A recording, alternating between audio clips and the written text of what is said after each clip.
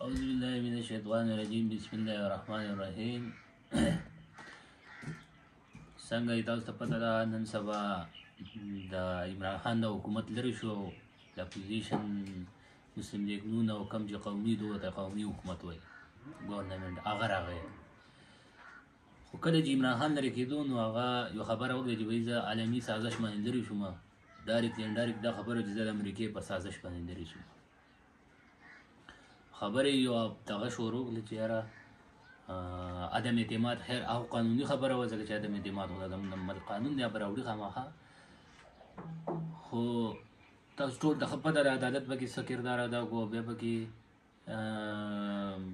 سپیکر صاحب او دغه اوس مسله دې ته راغله چې یاره زموږ پوځ هم دا تصدیق وکړو چې یاره خط راغلی دی او دې حکومت هم دا تصدیق وکړو چې خط راغلی دی.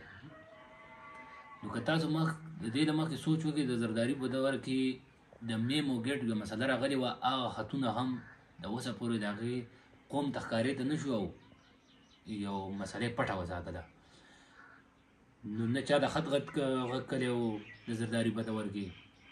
نو زما د حکومت وخت چې کوم دغه دی ګورنمنټ دی بهی دا خط دی که راغلی یا دی چې عمران خان رې کوم خبره کوي چې جوډیشنل کمیشن د سپریم کورټ جوړ کړي ځکه چې دا خو د دوی حکومت دی هغو به د ټول حکومت او به د ټولو ادارو باندې دا شک دی چې دې کې دا هندوال دي.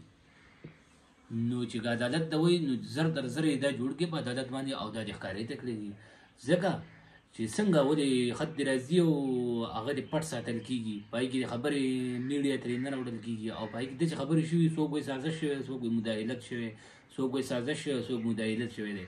هر سړی په دې دغه کې کنفیوز کړی دی چې یاره سازش شي چېرې مداخلت شي چېرې سازش چېرې مداخلت شي چېرې.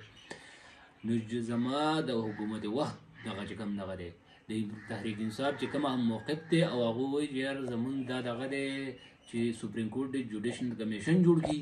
سپریم کورټ ځکه زمونږ دغه دی په هغې باندې به چا د بیا اعتراض نه اوچتېږي چې یاره دا غلطه فیصله کوي. نو ټیک ټاک دی جوډیشنل کمیشن دې جوړ کړي او دا خط دې راوړي شي او قوم ته دې ښکارې ته کړی شي ځکه چې هر سړی په دې د باندې دغه شي چې سبا بل کس ته راځي او دا دغه نه کوي. زرداري لري خو دغه شان میمو ګډ خبره پټک د پته نه د نن د پای کې څه شوي دي نه پای د پای باندې عدالت څه خبره وکړه نه پې نورې ادارو څه خبره وکړه.